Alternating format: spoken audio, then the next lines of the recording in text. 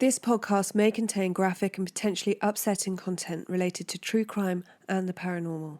Listener discretion is advised. Hello, I'm Corinna Harrod, and this is the Monday Night Review. Hello, and welcome to episode 150, the Monday Night Review.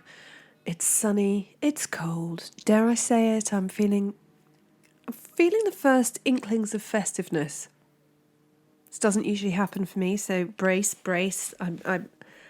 It's not even technically December yet. I hope everyone has been okay during this cold snap. I mean, I've been breaking ice on water troughs. It is pretty brutal. Speaking of which, we've got a brutal episode today. There was no episode this week because on Thursday, a week ago yesterday, I'm recording this on a Friday, I went to Devon with a friend of mine. She also loves Agatha Christie. She'd never been to Greenway, which is Agatha Christie's house that looks over the River Dart in Dartmouth. And so I've been a couple of times, and it is my dream house. I think I said it in the Hinton Ampner episode. Hinton Ampner is, I would happily have that house. Little bit iffy on the haunting, even though the haunting wasn't in the house that stands there now. But Greenway is pretty spectacular. Without wanting to sound fussy, it's big, but it's not too big. It's got stables, but not too many. It's got a boathouse that I could sit in. I think I would probably be a prolific author if I lived there. It's such a beautiful view. Anyway, we booked ourselves this lovely Airbnb that looks out straight. It's basically someone else's boathouse at the end of their garden. So there's just this beautiful deck that looks out over the Dart. And it was absolutely tiny. It's the size. I'm sitting in my home office, my shed in the garden, and it's the same size. Had a little kitchen, little bathroom. And we drove down, and it had been snowing in the UK in some areas. And weirdly, it'd been really thick, heavy snow in part of Devon and no snow at all in another part of Devon. So we drove down through this winter wonderland, but weren't affected by any of the negative aspects of snow. And we'd booked this a couple of months ago, and then we looked, and the house was only open. We were there from Thursday to Saturday, and Greenway was only open on a Saturday. So we were like, well, that's fine. We want to go. We want to read our books. We want to relax. We want to not parent for a couple of days. And we'll then pack up from our Airbnb and go on the little ferry, the car ferry, across to Greenway. And then Stormbert had another idea. So we arrived in this twinkly, festive scene with snow-covered trees, but the place where we were going, there was no snow. It was just sun, beautiful sun. And then Friday it was fine. It was quite windy, but it was fine. And then Saturday it was a storm. So we didn't get to go to Agatha Christie's house. So we're just going to have to go back in April, I think. We're thinking go for a visit, see the spring flowers, because the gardens there are beautiful. But my goodness, hunkering down, I didn't take my laptop. I very nearly took my laptop because I was like, I can do some podcast research and it'll be really inspiring. And I was like, no screens, read your book.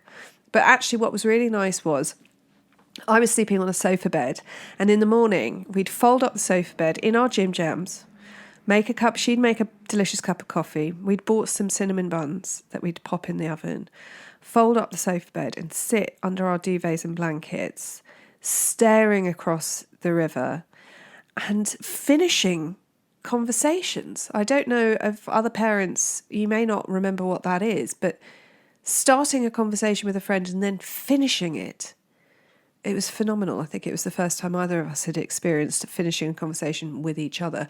And it was just divine. When we first decided to move out of London, Dartmouth was my number one place. But for the move out of London, I'd be moving further away from my beloved sister, and to then move somewhere that's 3 hours away from my mum, who's my kids' only grandparent and who they absolutely adore and who they're used to seeing once a week. It just didn't make sense, but I have aspirations. have aspirations. One day, I think I might end up in Dartmouth. There's just something about it that brings me joy. I digress. Did you think this was a lovely, fluffy travel podcast that you'd inadvertently switched onto? Because that is not the case. Also, just while I remember, we listened to JFK, The Rest is History. We did an Agatha Christie puzzle, because that's how we roll, and listened to the Rest is History podcast on JFK, which was so good. I am planning an episode on JFK, but it's one of those things that you know so well that you think you know it all. But there was definitely stuff that both of us were like, oh, hang on, I did not know that. So I can really recommend that. But back to the case at hand. Today's story is pretty dark. There is no death, but there is domestic violence. So there's your warning at the top of the episode. It's the 28th of May 2011 and 27-year-old Michaelina Lewandowska can't move, can hardly breathe, and she can hear soil being shoveled onto the cardboard box she has been wrapped up in. Her legs are tied, her mouth is covered in tape, and she has been tasered in the neck. She said, quote, "I heard a spade digging and then the soil falling on top of the box. I thought, this is it. I'm going to die." Sounds like a lot of people's worst nightmare. Born in Poland in 1984, one of three daughters, Michaelina is described as beautiful. She's very elfin, very pretty. She meets Martin when she's 21 and he's 19 in a local cafe near her home, and there is sort of love at first sight, but also hate at first sight for her family. Her father says, quote, "I always knew something wasn't right about Martin. He never made eye contact." And so although her family are not a fan, Michaelina and Martin become a couple and they get engaged. A year after meeting, Martin proposes and Michaelina says yes. And he then says that he wants to move to the UK to live with his parents who are there. And she agrees. And I feel so sorry for her family, because it just, not only is your child with someone that you don't like, but now you're moving to a different country, and just unpleasant. But they want their daughter to be happy. And so in 2006, the couple move to Huddersfield, West Yorkshire, where his parents live. Martin works in a factory and Michaelina works at home mending clothes. Now, she gets pregnant, and in April 2008, they welcome a baby boy. But by this time, the relationship is already beginning to deteriorate. And in fact, Martin calls the engagement off. I would say that in most cases, living with your in-laws is a real relationship tester. I lived with my father-in-law and it was fine. But I mean, in-laws and relationships are not the best as far as I'm concerned. Despite this, they remained a couple. She continues to wear her engagement ring, but it's very much on again, off again. She is devoted, a loving mother, and she does everything for their son. And her life in the UK really seems to revolve around the family, her on-again, off-again boyfriend, their son, and they're living with his parents, and she's working at home. So she's living quite a sheltered life, not necessarily out of choice, but just out of the way it is. She's moved to a different country. She's at home working. She lives with her in-laws. There's not, this is not party central. Meanwhile, Martin is going to the gym 5 times a week and becomes obsessed with bodybuilding.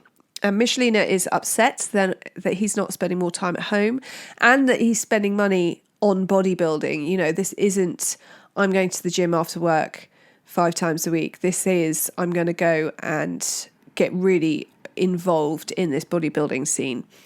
And he starts taking steroids. And as most of us know, steroids have loads of side effects, but one of them is it can really affect mood and cause aggression. They obviously are having this to and fro argument. She wishes he was home more and spending more time with their son, at least, even if their relationship is deteriorating. And I expect she would like some of the freedom that he is experiencing.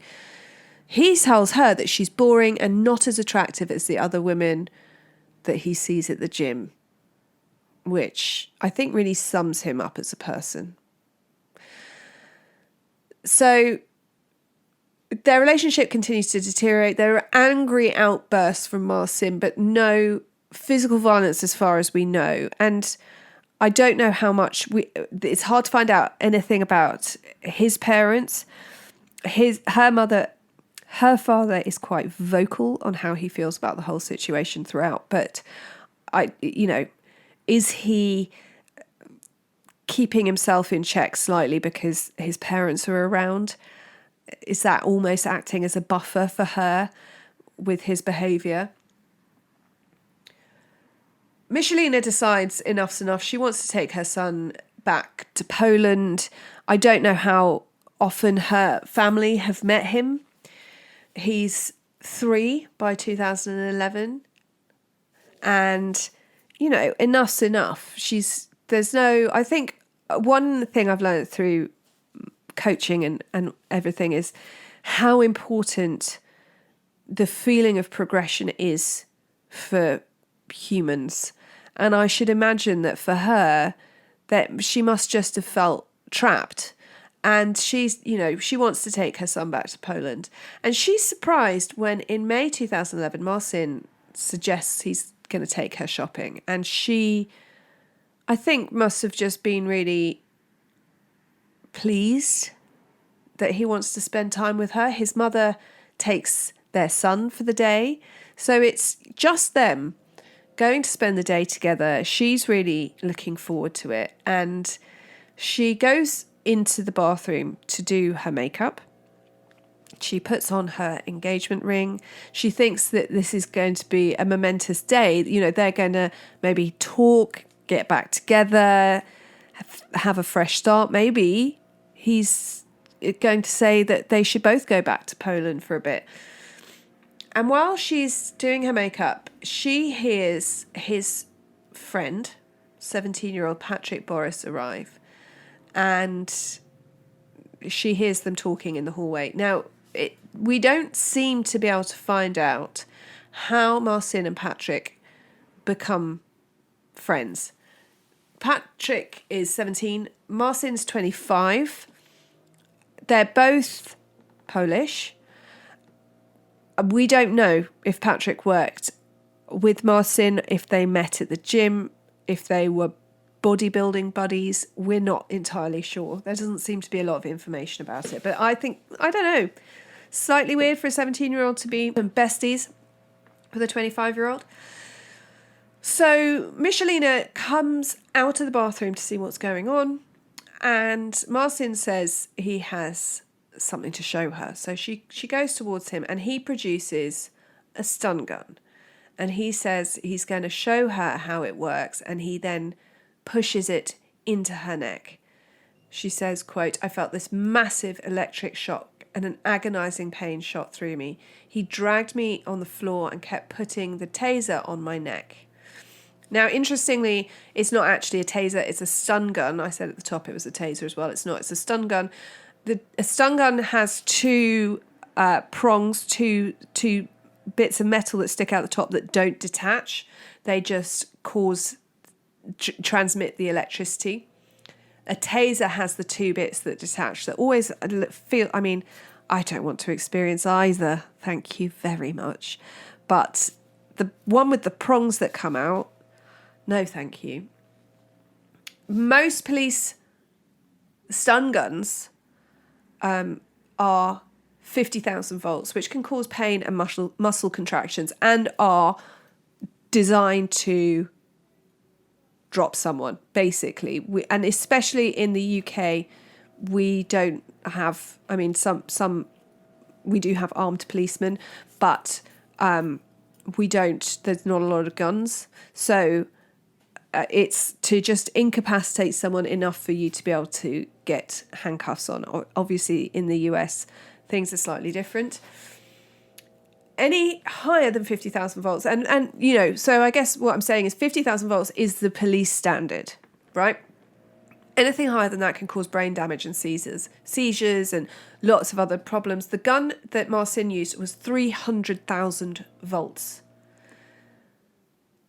Now, I listened to one podcast on this and they talked about how, he'd obviously got, they were talking about how it was premeditated. And they were saying, he's obviously gone to the store and he's got a stun gun. And for me, I was thinking, I don't think you can here. In the UK, and this is happening in the UK, I wouldn't know where to get a stun gun. Now, this is 2024, and the first place I'd start is the internet, because you can get anything you want on the internet. But this is 2011. Obviously, time is completely warped, but I had my first child in 2012, and we would just you were ordering stuff on the internet, but I'm not sure it was in quite the same, immense capacity that we do it now. But certainly, I don't think that I would be able to go anywhere here and buy a stun gun. And I don't think... Can you?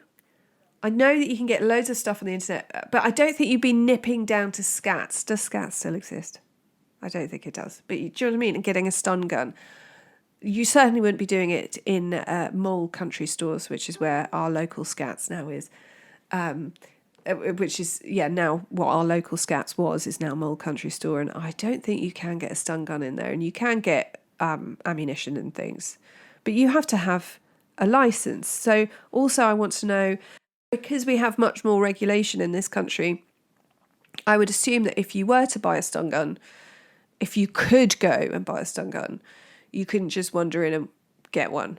But again, it's 2011, so I don't know. But also the fact that this one is 300,000 volts makes me think that this is not your run-of-the-mill, I went to a shop and got one. So probably he did get it off the internet. But for me, in terms of premeditation, it goes a step further, because this isn't something that you can just go and get while you're getting your big shop. So Patrick Boris just then binds her ankles and wrists with duct tape, and they leave her slumped in the hallway for hours. Boris is playing video games. Marcin does offer her water at one point, but when her binds and gags start to slip and loosen, he notices this and redoes them. She's still conscious, and at one point she overhears them talking about putting a plastic bag over her head and taping it up around her neck. Marcin then drags her into the kitchen and puts her in a cardboard box, which she tapes shut. Now, this cardboard box is from a PC, so it's a computer. That's the size of it. Now, obviously, again, this is 2011. Everything changes size. Everything gets smaller. Then everything gets bigger. But still, this is a, desktop PC box. It is not huge. And he tapes her up in it, and he's talking about how hopeless she is, how he hates her, how he's hated her for a long time. And she's bound around the ankles, she's bound around the feet, she's in a fetal position, I think, or she's tucked up to get into this box. She's obviously still suffering from being stunned with this stun gun in the neck twice. And Marcin and Patrick then carry the box downstairs to the boot of the car, a green Vauxhall Astra. I don't know if there's anything more British. And they drive to a nearby wooded area bordering a private property. They are then caught on CCTV, which is helpful later. And they carry her in this cardboard box. They dig a shallow grave, so shallow. Well, I just find it very odd to have gone this far. They dig a very shallow grave. They put Michaelina in the box, inside. Her head is downhill, which I find very offensive. I mean, the whole thing's awful, but like, head downhill, and they cover it with soil and leaves, which is what we heard at the top of the show. She can hear all of this. She's aware of all of this. We don't know how much her movement is limited, how much her just abilities are limited, but we do know that she can hear all of this. And so they cover it with soil and leaves, and then they put this really heavy tree branch across the top of the box. So, she's being squashed by this tree branch. She's in a very shallow grave, but she's covered in soil. She's in a box. She's got her mouth taped and her wrists and ankles taped up. She can hear all of this happening. She then hears them walk away, but she doesn't know if they've left or not. And so she waits. Meanwhile, Marcin and Boris take Michaelina's bank card. They withdraw £500 from a cash machine that Marcin would later say was to pay Patrick for what he'd done, but that's unconfirmed. And then they go home and they play computer games together, which is lovely, isn't it? Real bonding. They've had a really bonding day. Meanwhile, badass Michaelina can't see anything.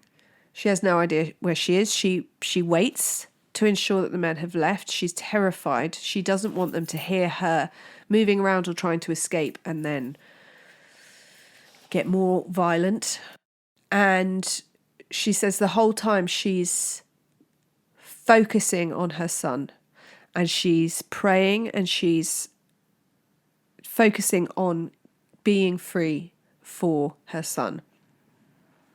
And while she's thinking about this, the only thing that she can think of that can help is the diamond engagement ring given to her by her attacker. And she manages to wiggle this off her finger. She says, quote, "I cut the tape from my legs with this ring. I put the ring back on my finger, and then I put my whole hand through the opening," which is, I believe, sort of where the handle is. You know, when you get those cardboard boxes with the plastic hold all, I think there's holes there. "I was focusing on the hole I just made. I took my head out of the box through the hole, and at that point the soil was getting in." So she has used her engagement ring to cut the tape around her feet and to cut the tape around her hands, and she has made a hole through the box that she can then eventually get her head through, and she's then able to push through the soil, get this really heavy, it's a huge branch, off her, and she can hear music from a nearby pub. And so she climbs out of this hole.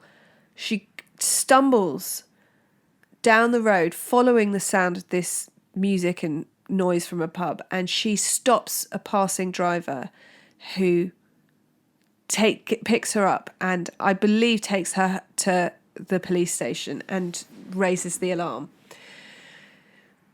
Michaelina tells everything of the ordeal to Detective Chief Inspector Lisa Griffin, and the police go to the burial scene of the crime and they take a video of everything. As soon as they arrive upon it, they video the whole thing so they can show it in court later, and it does get shown in court later. Now, the police also go to the home of Marcin and Michaelina, and they question him, and he initially says it's a joke. He was, messing with her and it was all a big joke. I mean, we just take a moment for at what part of that was funny? Any part? There's no, oh, I can see how stun gunning someone twice in the neck is a joke. I mean, anyway.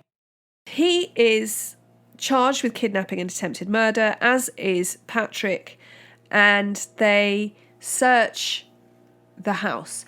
And while they search the house, they find large quantities of makeshift explosives. And I can't really find any information about what he had planned, what exactly these kind of explosives were.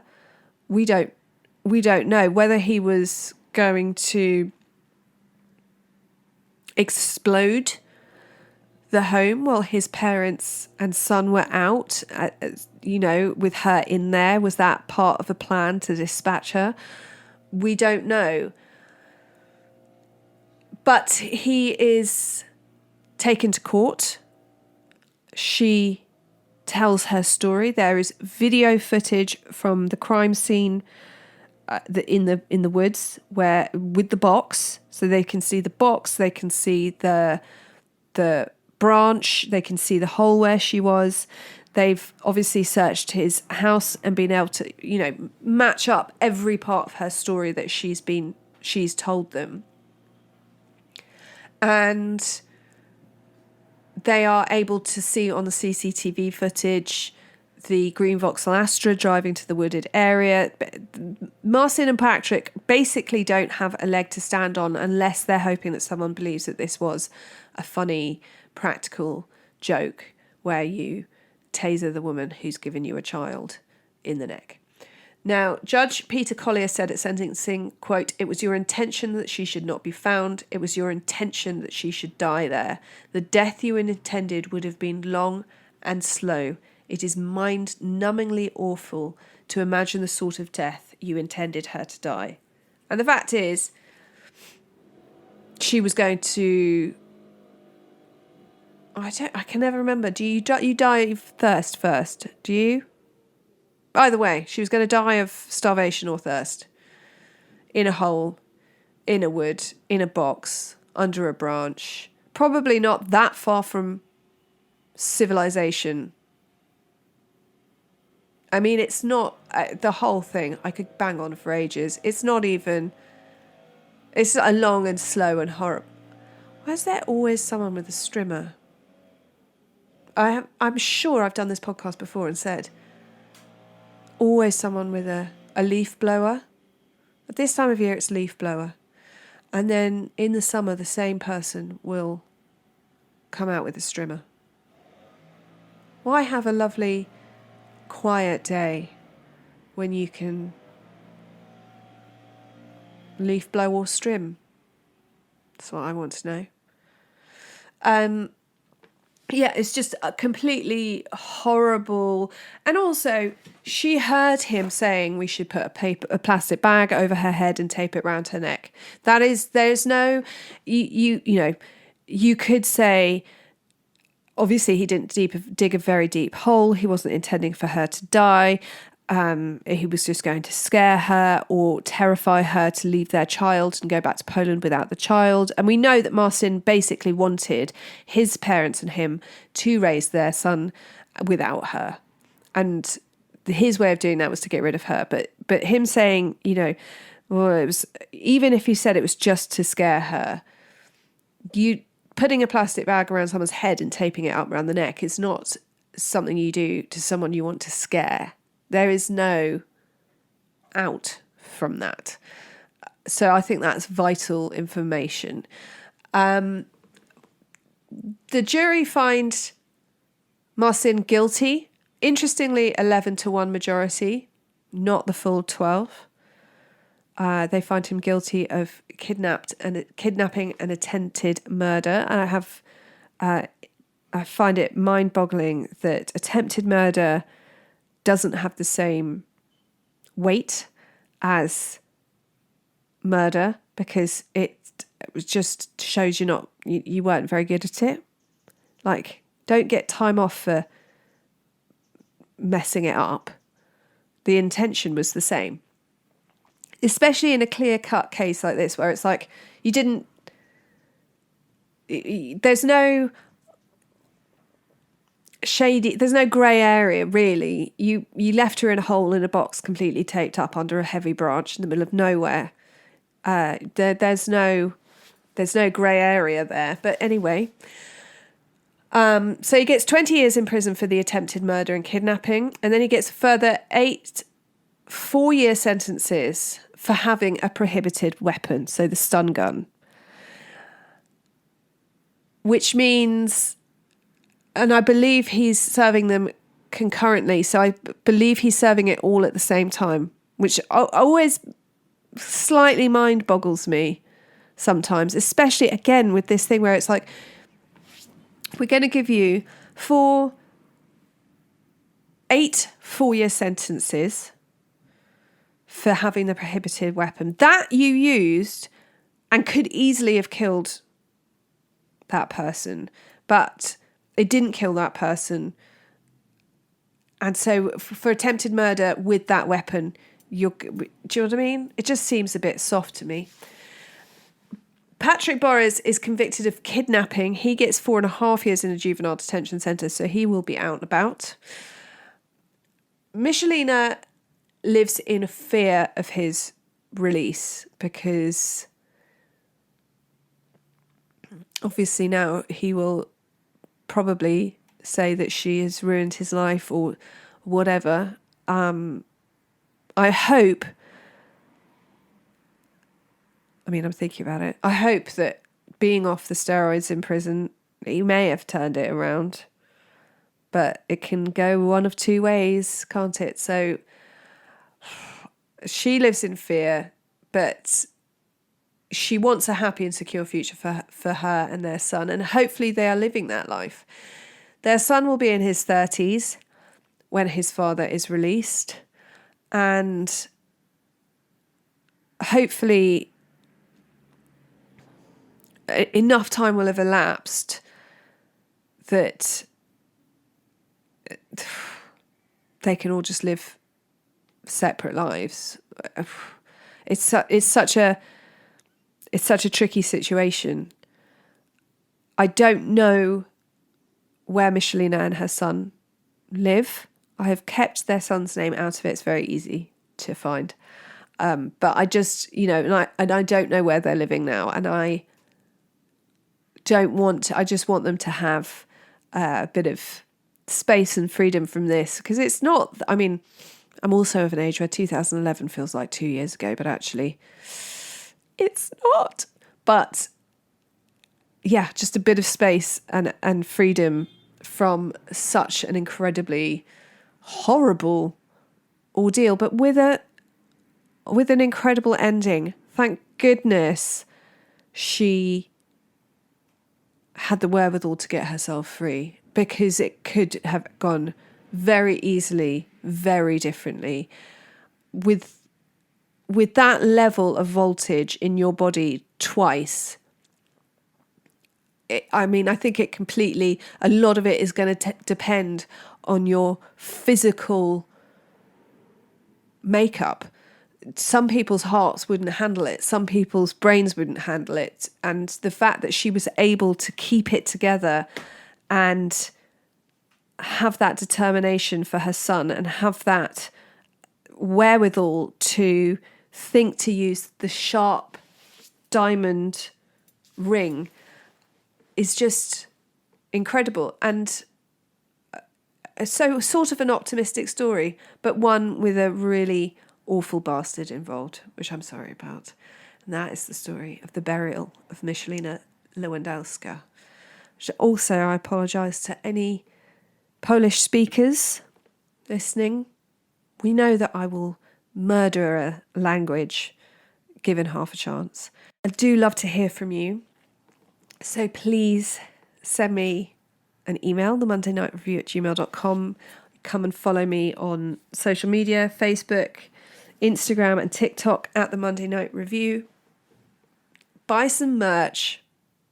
It's comfy. It's cozy. I love it.